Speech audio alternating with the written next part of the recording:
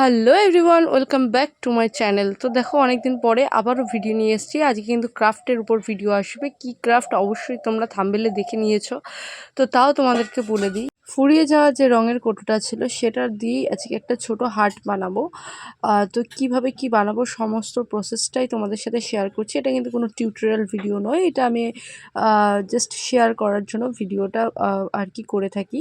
তো যদি এই ভিডিও দেখে কারোর হেল্প হয়ে থাকে সেটা আলাদা কথা। তো দেখো, আমি কিন্তু এখানে ক্লেটাকে মিক্সড করে নিয়েছিলাম রেজিনার হার্ডনার সমপরিমাণে নিয়ে। তারপর যখন টেক্সচারটা তৈরি হয়ে গিয়েছিল তখন এরকমভাবে আর কি শিখিটার গায়ে আঠা দিয়ে আটকে দিয়েছিলাম। এবার কোন আঠা ইউজ করছি সেটা তোমরা অবশ্যই জানলে পরে কমেন্ট করো। যে আগে কমেন্ট করবে তার কমেন্ট আমি নেক্সট ভিডিওতে নেব। তো যাই হোক, দেখো এখানে কিন্তু আমি ভালোভাবে আটকে নিয়েছিলাম।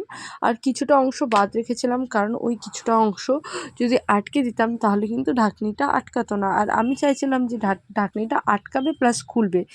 তো যাই হোক, এখানে আমি এবার দরজাটা করে নিয়েছিলাম। দরজাটা কাঠের শেপ দেবো বলে এরকম খাঁজ কাটা করে নিয়েছিলাম। এবার সাইড দিয়ে কিছুটা অংশ তৈরি করব, যেটা দেখতে একটু অন্যরকম লুক দেবে। তো দেখো, এখানে কিন্তু আমি আবার সেম আঠাটাই ইউজ করেছি।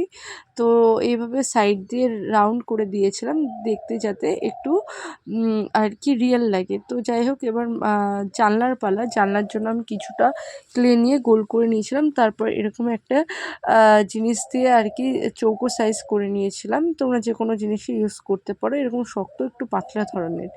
তো যাই হোক, এরকম দেওয়ার পরে আমি চৌকো করে নিয়েছিলাম, মানে উপর নিচ করে প্লাস চিহ্ন আর কি করে নিয়েছিলাম, যাতে জানলাটা দেখতেও সেম রিয়েল লাগে। তো তারপরে আর কি এরকম গোল করে সাইড দিয়ে ক্লে দিয়ে দিয়েছিলাম রিয়েল লাগার জন্য। এই সেম প্রসেসেই উল্টো দিকেটাও করে নিয়েছি।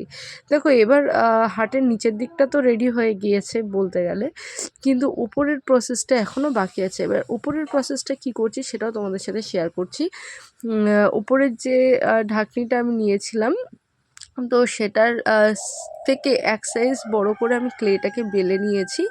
বেলে নেওয়ার পরে কিছুটা কাগজ নিয়েছি। এখানে ফয়েল পেপার নিলে খুব ভালো হয়, যেহেতু কাগজ নিয়েছি তাই একটু কেমন যেন হয়ে গেছে উপরের আর কি ছাউনিটা।